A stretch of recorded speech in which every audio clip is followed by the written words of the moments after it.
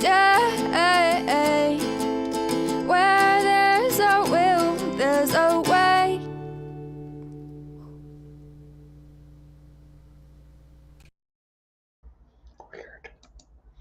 Weird. Just doing different pictures that I shouldn't be doing. Morning. Happy Wednesday. It's Wednesday. And you're sober. So there you go.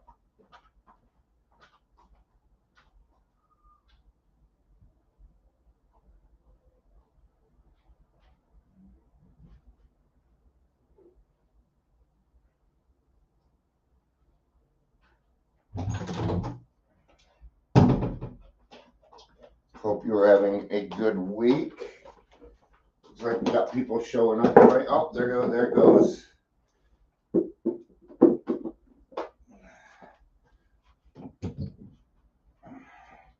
Half my stuff's broken. It's all right. Just work with it. Morning, Michelle. Good to see you. Happy day. Happy day. You're in trouble, Jack. So just you have a great day, but stay away from me. Sucker jumped out of a window onto me yesterday, tore up my side.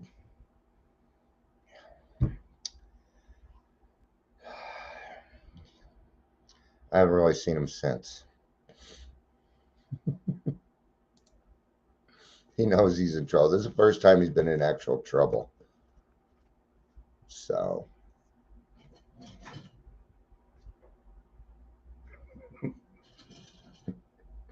I'm gonna fuck with him all day. He's gonna learn you know, fuck with dad. Bigger than you. I'm not gonna do anything. I'm just gonna ignore him all day. That's all you really need to do with a cat.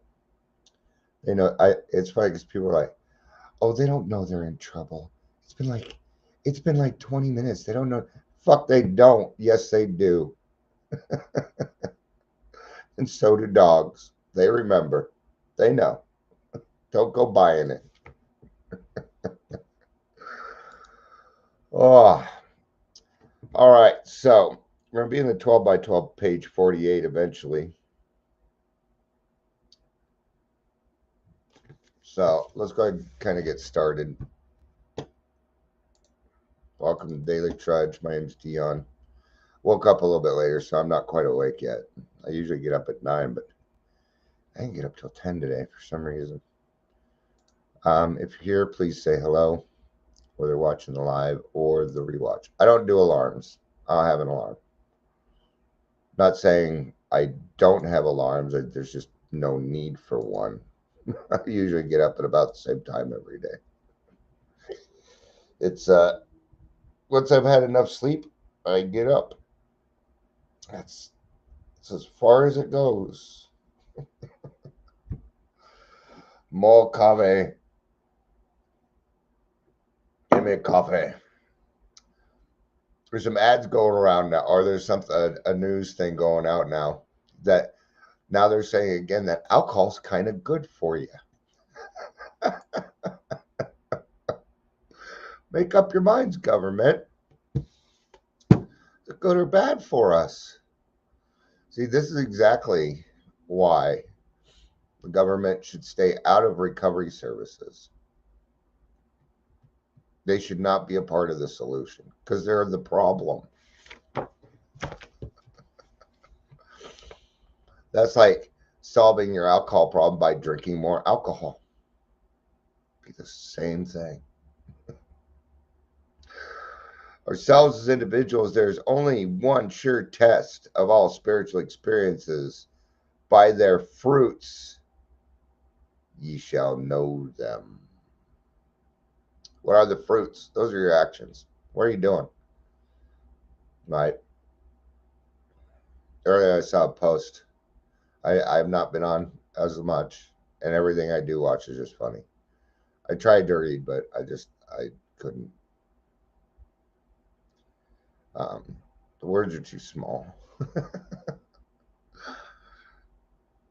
in the book. Here, I'll show you the book I'm getting ready to read.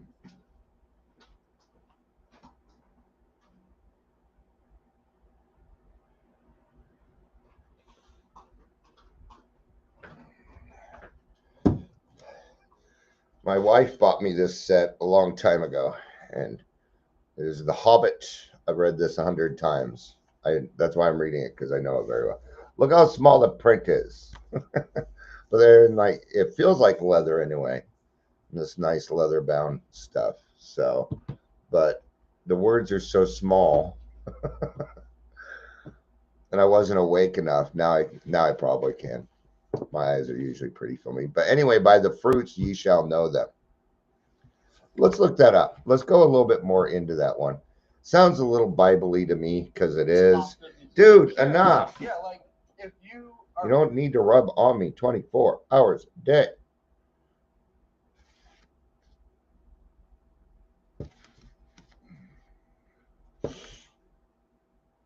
I keep getting it wrong in my head, so I got to look at it and say,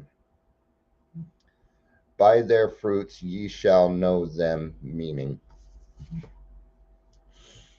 Okay. Means that a person's true character and beliefs are revealed by their actions and the results they produce, rather than by their words or outward appearance. It's a way of saying that actions speak louder than words. I thought so, but I wasn't sure. That's it. Actions speak louder than words. And how true. It's all I ever watch. People say a lot of things. I don't really necessarily do that in AA meetings. If it's good, I'm going to steal it. But I'm not doing any research. I know if it's going to work for me. Right? So, do I have to worry about other people's actions, though? Is that what I should be focusing on? Probably not. It should be my own actions. But I determine trust levels and certain things by the actions of others and by the non-action. Right? So, like I was saying earlier, I was reading this post, and they're showing somebody using drugs, of course, because gosh, we always got a camera when it comes to other people's demise. Gosh, it makes us feel so good about ourselves and superior. Oh, I know. I can feel it emanating from the fucking video. The disgust. And it's disgusting. Right? Look what's going on Boulder nowadays. And you go to the comments and everybody is blaming everyone. Everyone's blaming everyone. You know whose fault it is? Ours. It's the community's fault. People are blaming Polis. He's our governor. I'm not a fan of him either. And I said, I'm not a fan of Polis either. But it's not his fault. It's the community's fault. It is our fault. Now stop whining, stop complaining, and go help another human being. Enough. Stop blaming and do something. Stop pointing the gosh darn finger at everything else, and for God's sakes, get off your lazy ass and go do something about it.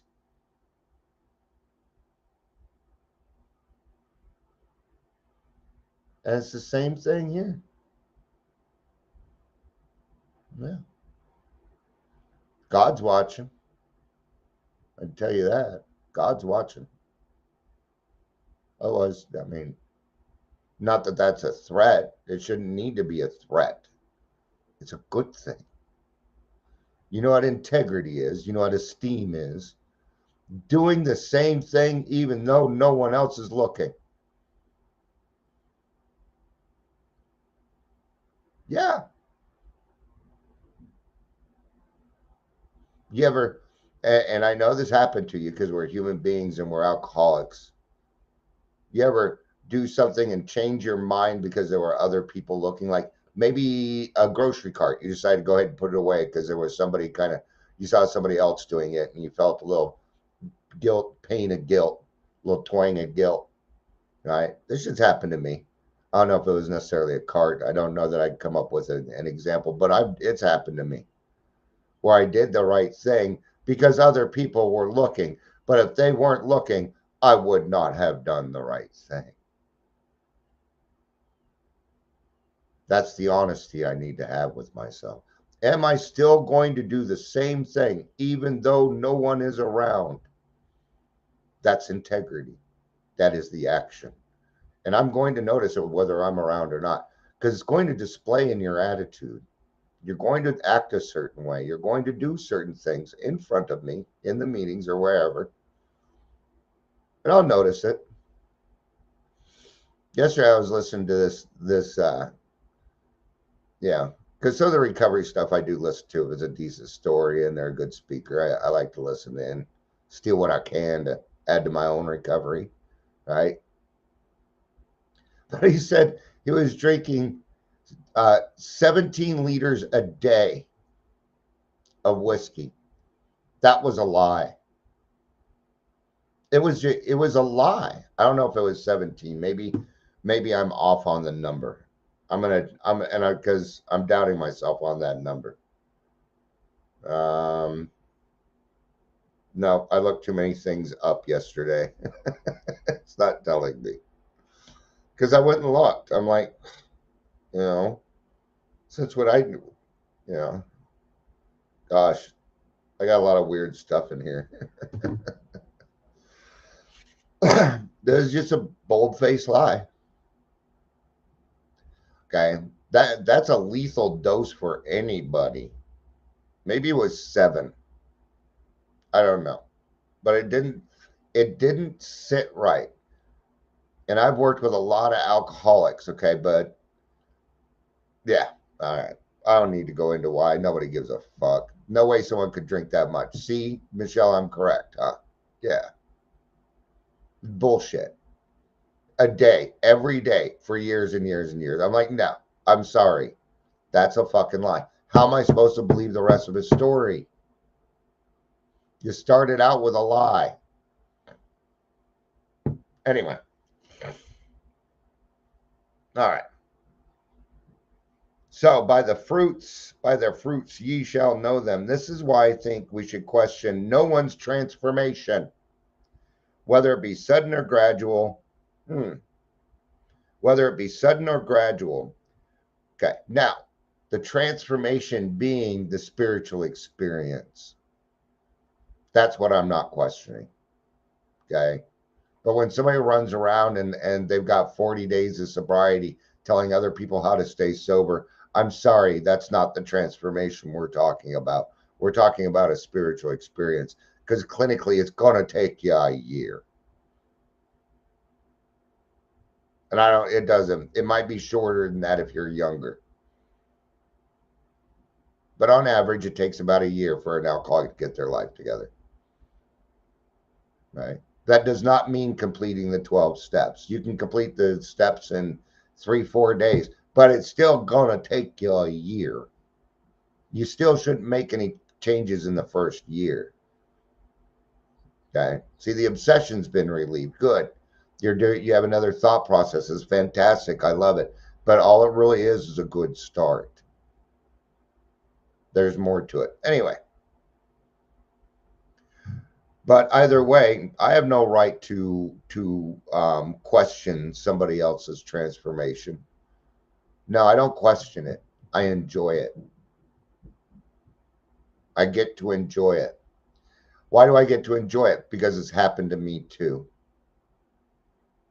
Before that, I was jealous that it wasn't me yet. Call it what it is. It's okay. So what did I use? I used jealousy to make it a little bit. Fake it till you make it, man. It worked for me. It worked for me.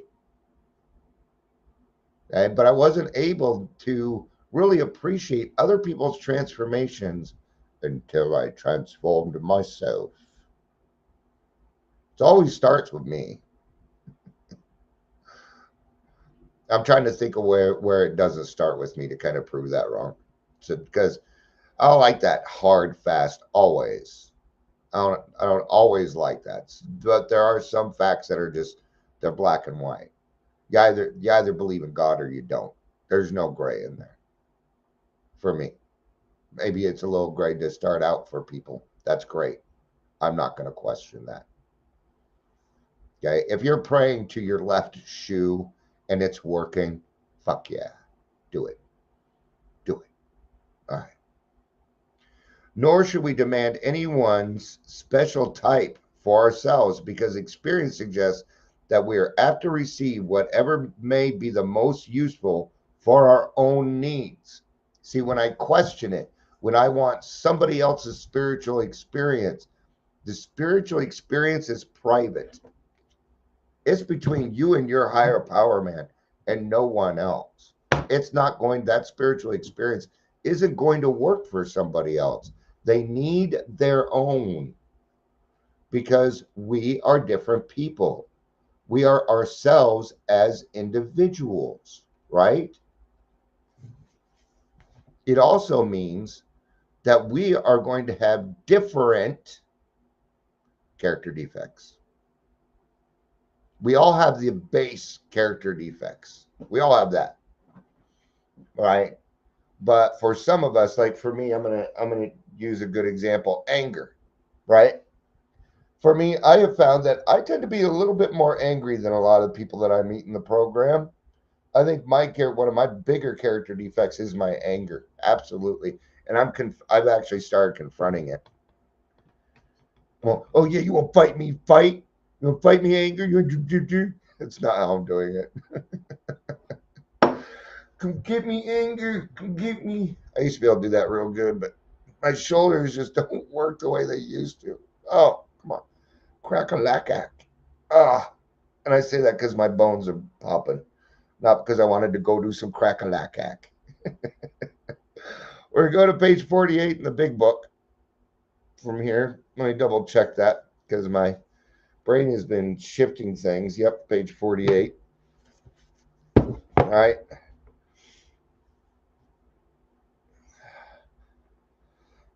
Oh, God.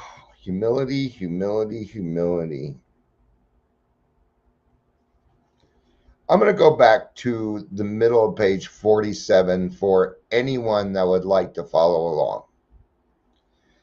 But in AA, we slowly learned that something had to be done about our vengeful resentments, self-pity, and unwarranted pride.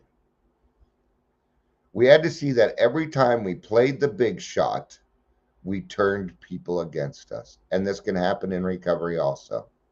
I cannot run around playing the big shot. And it has happened to me in recovery. And you know what? Nobody really wanted a part of it. Even though I see other people doing it and having what they would consider success, they have people following them, things like that. But I've noticed something. They don't seem whole. They don't seem whole. Because what I wanted more than anything from this program was to do it the right way. I wanted God's will, not what Dion wanted from the rest of society anymore, because that way wasn't working for me anymore. I tried and tried and tried. Okay. And it didn't work. And I'm sure you understand that too. All right. We had to see that when we harbor grudges and plan for revenge for such defects, we were really beating ourselves with the club of anger we had intended to use on others. We learned that if we were seriously disturbed, our first need was to quiet that disturbance, regardless of who or what we thought caused it. Okay. My number one, and I'm very, very good at it, justifiable anger. Love it. I love it. Oh boy. Not as much as I love the alcohol, but I love it. Therein lies the problem. Just like ecstasy. I took ecstasy, 3-4 times. Loved it. And I didn't do it anymore because I loved it. Just a little too much. I have willpower when it comes to drugs for some reason. Anyway, that doesn't matter here. Now, justifiable anger is utilizing what somebody else has done wrong in order for me to condemn them, to judge them, to put them down. Right? That's not justice. That's vengeance. I do not get to dole out justice. The only justice that I get to create is from the things that I have done in the past in approaching other people saying, I did this and I saw it, so I changed. That is justice. And it is the only justice that I can create. I am not the condemner of my fellows, though my brain likes to think it is. Right? And the thing is I'm not wrong on what I'm saying. No, because I will stick to those facts. These things did happen. Let's take the Medicaid fraud people. Right now, I got angry because they had taken over every single part. Like if I wanted to go train under COPA, I would have to take an ethics class run by a person who committed Medicaid fraud. Just this morning, I saw a person who was working at the state hospital as a therapist who was unlicensed. And our industry in Colorado is full of them because we do not keep track of that stuff. Nobody is held accountable. It's a free for all. And that drives Dion crazy. I like order. I like discipline. I like knowing what's going to happen and when it's going to happen and things like that. That's part, okay, when it comes to things like that. All right. Do I have any control over it? A little bit. A little bit. I informed people, but I took it a little too far at some points with that justified, well, look what they're doing. And then people just think I'm crazy. They just think I'm cray-cray or whatever. And can you blame them? All right. Because a lot of times my passion sounds like anger to people. Sometimes. All right.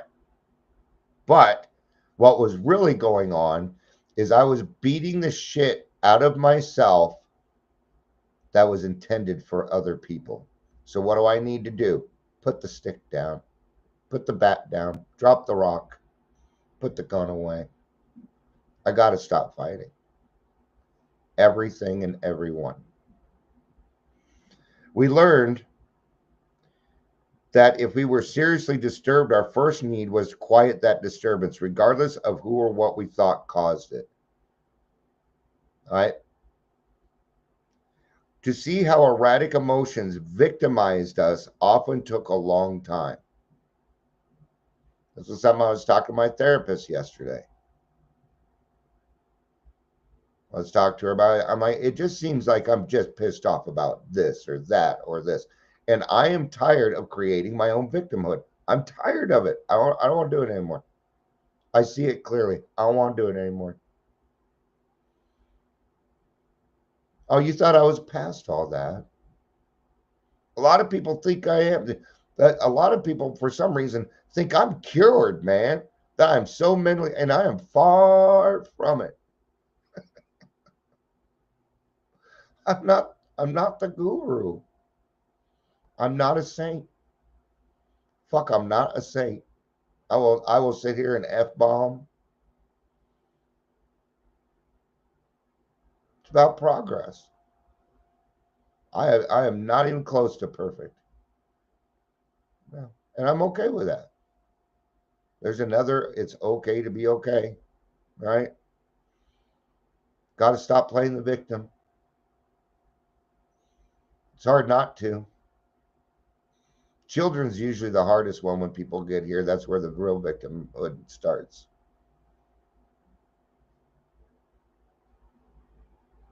Yeah. Yesterday, I was talking with my therapist. It's just stuck in my mind. I mean, I have never seen her get like, and she wasn't mad. It was like a serious, You got to hear this, Dion. She's like, you know what, Dion? A year ago, your daughter wouldn't even fucking talk to you. And look what is going on in your life. Look at all the good things happening to you. You're a great speaker. You know, people in the community like you. You're taking care of this. You're taking care of that. It continues running through my head. I wasn't expecting that from her. I didn't. Therapists usually don't, you know. So it was neat to hear that there was some progress. You know, she was just reinforcing that what I was doing was right. So we could perceive them quickly in others, but only slowly in ourselves. When you change, you're the last person to know, unless you do it intentionally.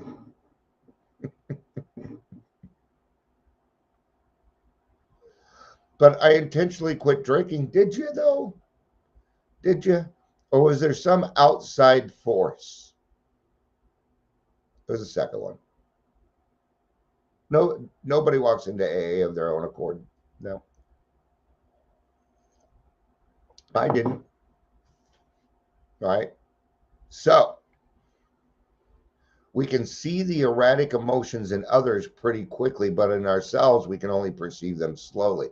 What does that mean? What are we going to do? You spot it, you got it. That's what we're going to use here. It's not going to apply for the rest of your life, but in the beginning, you spot it, you got it is a great way. It is a great way to figure out your own character defects. Is somebody doing something not directed towards you that is doing something that is disturbing you? Yes, it's because you're doing it too, and you don't like it in you. So then what you do is you turn around and you got to be honest. Dion, are you doing that also? And it's not going to take you long. If it's a possibility, if it's even a possibility that you are, change it. It doesn't need to be yes or no. Even if it's like, yeah, I think I might be doing that. That is a good enough answer for change. That is a good enough answer. And if you don't want to look at it, then say, I'm willing to take a look at it. Then you don't have to necessarily accept it. Okay. Okay. That guy is doing that. Am I doing that? I think I might be doing it. Where are we at? We're at awareness. What are we going to do next? What are we going to do next? We're going to accept it. We're going to accept, okay, I've accepted not only that they are doing that, I'm doing it too. That's why that's messing me up. What am I going to do about it? See, there's the process. Bam, bam, bam, bam, bam, bam, bam. It's always the process.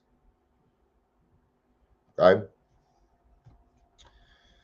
First of all, we admit that we had many of these defects, even though such disclosures were painful and humiliating. We got to get rid of that stuff. It's going to talk about it next.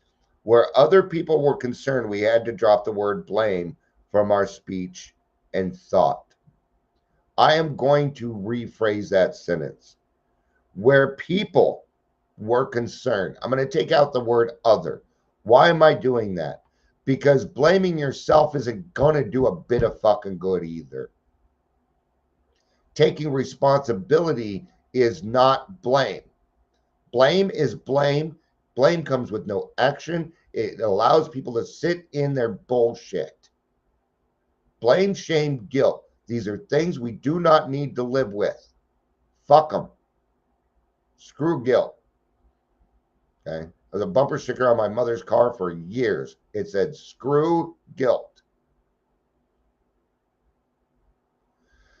Michelle says, so if you change, will others doing what you change still bug you? Yes. Sometimes. And I'm speaking for me personally. I just go through the process. Am I still doing that? Maybe I am a little bit. I'm coming up on 10 years. You'd think I'd be, advanced, and I've been doing this shit a long, long time.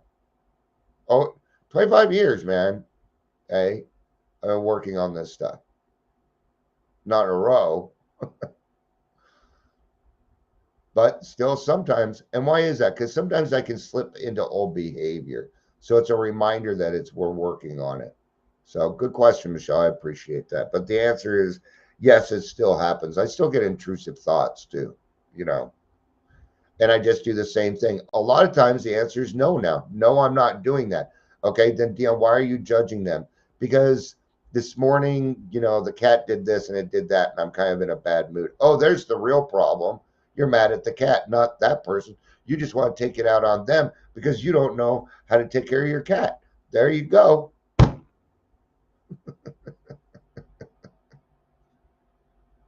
It was my attitude. It was my attitude. Because when I have a good attitude, those intrusive thoughts don't seem to pop in as much. They don't. All right.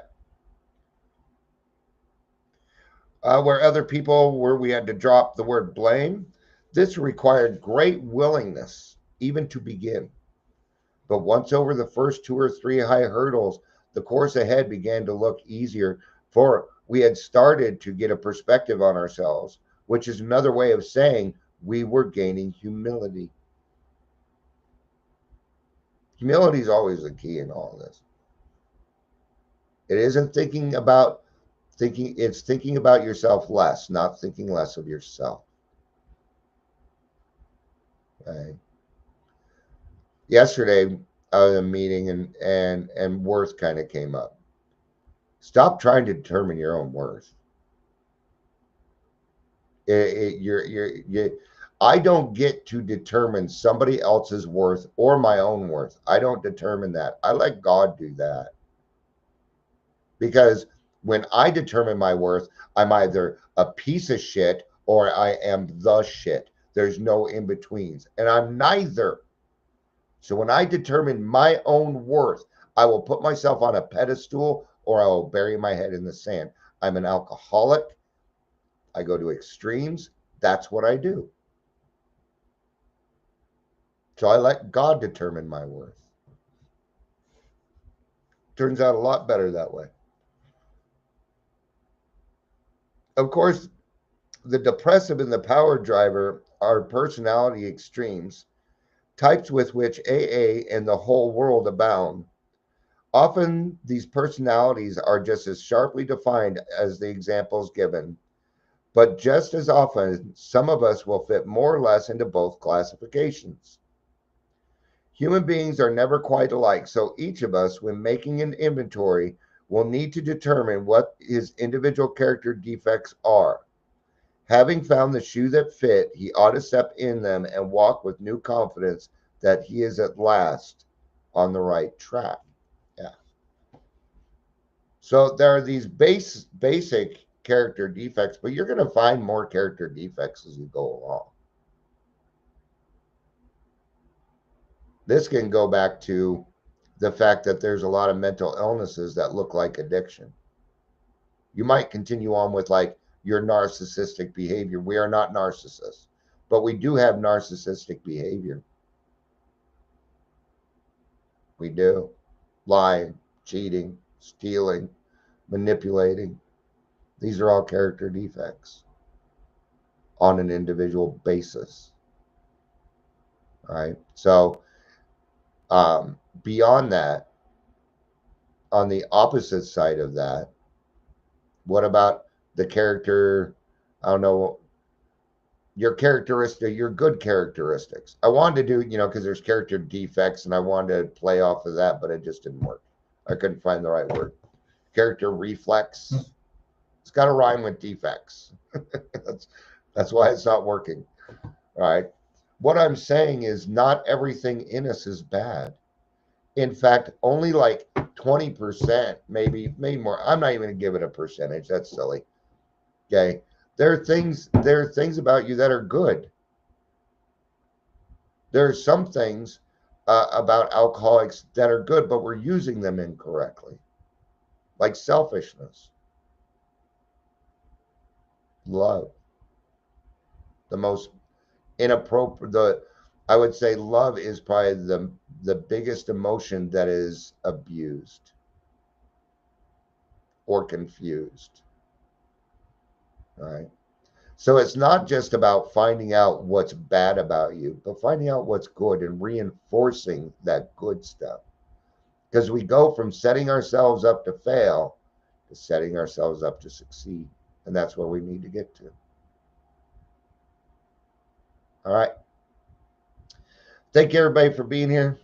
I appreciate it. I love you. You know I do. Peace out and have a day.